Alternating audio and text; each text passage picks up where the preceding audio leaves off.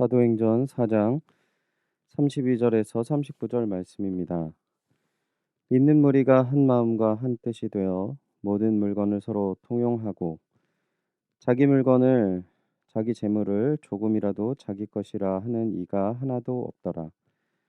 사도들이 큰 권능으로 주 예수의 부활을 증언하니 우리가 큰 은혜를 받아 그 중에 가난한 사람이 없으니 이는 밭과 집 있는 자는 팔아 그 판 것의 값을 가져다가 사도들의 발 앞에 두매 그들이 각 사람의 필요를 따라 나누어 줌이라. 구브로에서 난 레위족 사람이 있으니 이름은 요셉이라. 사도들이 일컬어 바나바라 번역하면 위로의 아들이라 하니 그가 밭이 있음에 팔아 그 값을 가지고 사도들의 발 앞에 두니라. 아멘. 은혜 받은 자의 삶의 주제권이라는 제목으로 하나님의 말씀, 새벽 묵상의 말씀 전하도록 하겠습니다. 오늘 본문은 초대교회의 특별한 삶의 모습을 보여주고 있습니다. 그 특이한 모습을 32절부터 35절까지 보여주고 있는데요. 먼저 32절을 보시면요. 믿는 무리가 한 마음과 한 뜻이 되어 모든 물건을 서로 통용하고 자기 재물을 조금이라도 자기 것이라 하는 이가 하나도 없다라고 32절에 이야기하고 있습니다.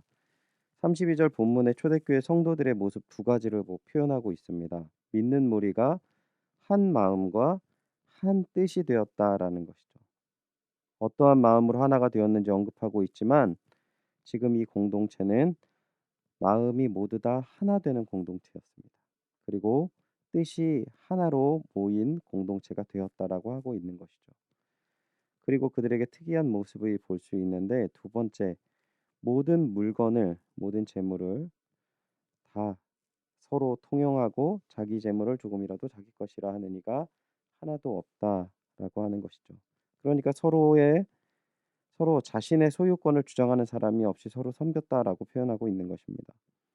오늘 본문의 초대교회 모습은 다양한 관점에서 긍정적인 평가와 부정적인 평가를 다양하게 보여주는 본문이지만 공통되는 한 가지 우리가 볼 수 있는 것은 하나님의 은혜 가운데 세상에 사는 사람으로 하기 힘든 믿음의 사람의 모습을 보여주고 있다라는 것이죠.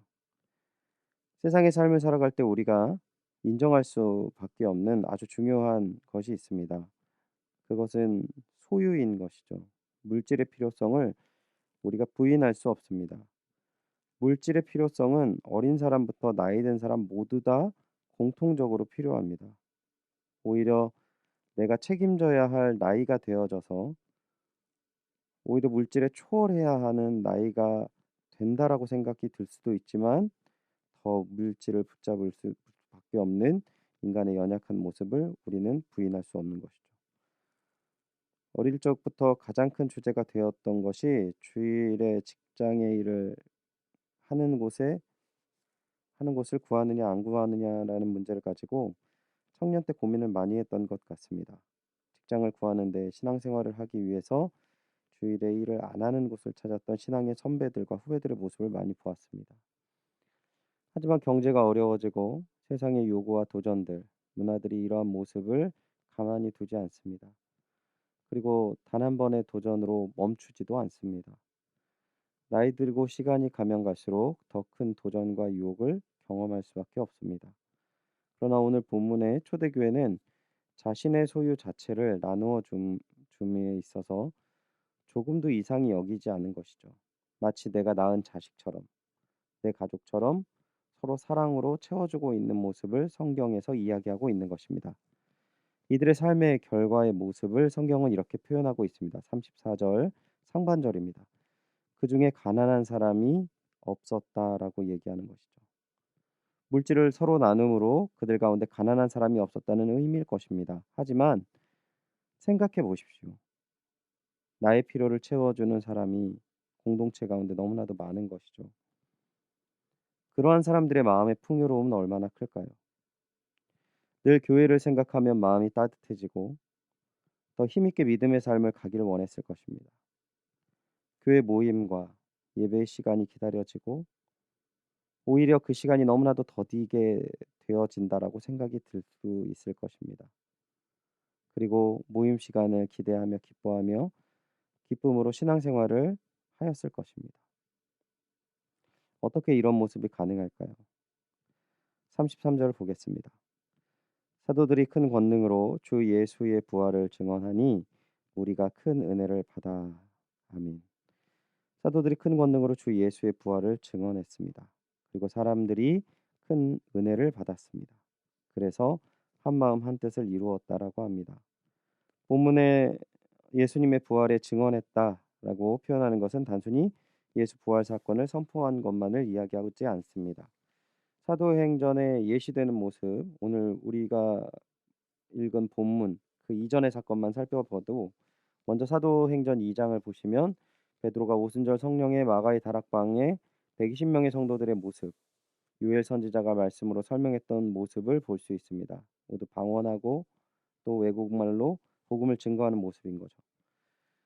그리고 그 모습을 베드로가 요엘의 말씀으로 설명하는 모습을 이야기하는 것입니다. 두 번째는 사도행전 3장 성전 미문의 안전뱅이를 치유한 사건을 통해서 사람들이 이 사건을 주목하자 또 예수 그리스도의 모습을 증거하는 모습을 담고 있습니다. 두 사건의 공통점을 말씀드리면 우선 말씀이 근거되었다는 점이고 그리고 예수 그리스도의 십자가의 부활이 증거되었습니다. 또한 모든 사건을 성령의 충만함과 사도들의 순종으로 진행되었다라는 점입니다. 즉 우리가 먼저 말씀의 터 위에 온전하게 서 있어야 한다라는 것이죠.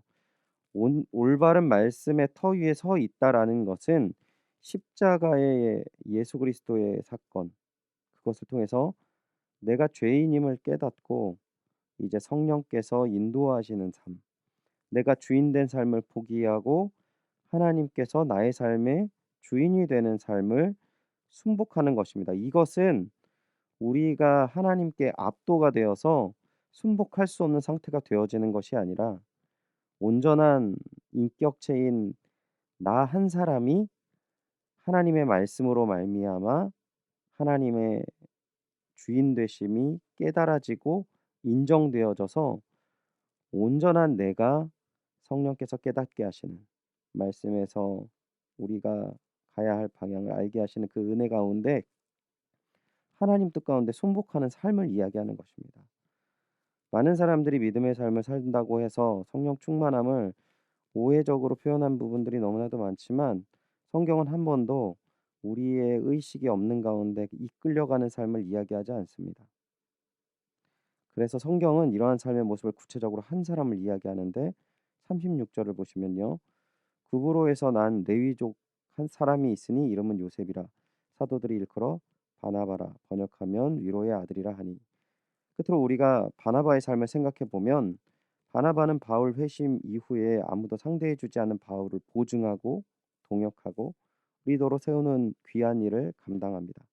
그는 늘 복음을 전하는 데 힘을 쏟았고 이후 자신의 조카인 마가 또한 온전한 사역자로 세우는 것을 성경은 증거하고 있는 것이죠. 성경은 바나바가 어떠한 상황에서도 의식이 없거나 억지로 끌려가는 듯하는 모습을 전혀 보이진 않습니다. 사랑하는 주님의 동역자 여러분, 오늘 주의 말씀 가운데 겸허히 내 자신을 돌아보시는 귀한 은혜가 가득하시기를 소원합니다. 그리고 성령의 세미한 음성에 귀를 기울이며 주님의 마음과 뜻을 알고 그 마음과 뜻에 순복하여 하나님이 나의 주인이심을 인정하시는 귀한 하루 되시기를 주님의 이름으로 축원드립니다. 기도하겠습니다. 하나님 크신 은혜와 사랑 감사드립니다. 우리의 삶의 주인 되시다. 하나님의 귀한 은혜와 사랑으로 우리를 인도하시고 늘 복된 길로 우리에게 권면하시는 그 큰 은혜와 사랑 너무나도 감사드립니다. 주님, 이 시간 저의 부족한 모습을 고백드립니다. 그 귀한 말씀과 성령의 인도하심이 부인할 수 없는 가운데 있지만 늘 그러한 삶을 살기에 주저하고 때로는 부인하고 때로는 후회하는 연약한 모습이 있음을 주님 고백드립니다. 용서하여 주시옵소서. 오늘 초대교회의 삶의 모습을 통하여서 우리의 삶이 하나님 앞에 엎드려지는 귀한 은혜가 있기를 소원합니다.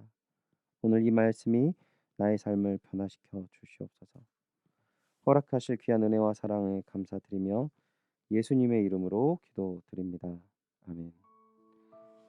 말씀을 기억하시면서 오늘 믿음의 사람으로 주님께 영광 돌리는 삶 살게 하여 주시옵소서. 주의 말씀에 순복하며 성령의 인도하심에 따라 살게 하옵소서. 기도하시기 바랍니다. 담임 목사님 청빙을 위해서 우리가 함께 기도하시길 바랍니다. 연희교회가 십자가에서 죽으신 주님의 은혜에 감격하여 힘있게 믿음의 길을 걸어갈 수 있도록 이끄시는 목회자를 모실 수 있도록 기도해 주십시오. 담임 목사님 청빙 과정 가운데 모든 성도들의 마음이 하나 되고 기도에 지치지 않으며 경건 생활에 충실한 성도님들 되어질 수 있도록 기도해 주십시오. 청빙위원들에게 분별력을 주시고 사람의 생각과 방법이 아닌 오직 주님의 뜻과 방법으로 준비된 목회자를 모실 수 있도록 기도해 주시기 바랍니다. 코로나19의 조속적인 종식과 교회와 모든 성도들의 안전을 위해서 기도해 주시기 바랍니다. 오늘 선교사님을 위해서 기도하실 때 이찬우 성령이 선교사님의 사역과 가정을 위해서 기도해 주시고 우리 송옥자 권사님을 위해서 기도하실 때는 어지러움이 지금 삶 가운데 가장 크다고 합니다. 이 어지러움을 조속히 치료하고 하나님 앞에 온전한 믿음의 삶 살아갈 수 있도록 건강 회복해 주십시오라고 기도해 주시기 바랍니다. 우리 사랑하는 우리 수험생들이 이제 모두 거의 다 정시까지 다 마무리되는 가운데 있습니다. 아직도 예비되어 있는 우리 친구들이 있지만 이제 학교가 확정되고 진로가 확정된 우리 친구들에게 더욱더 하나님의 은혜 가운데 믿음의 길로 자녀들이 더욱더 힘있게 믿음 생활할 수 있도록 기도해 주시고 또한 관심 가져주시기 바랍니다. 강인우, 김나리, 김은지, 박재원, 이문영, 이재윤, 이지원, 전준원, 조상민, 조상준, 함동혁입니다. 끝까지 우리 친구들을 위해서 함께 기도해 주시기 바랍니다. 다 함께 기도하겠습니다.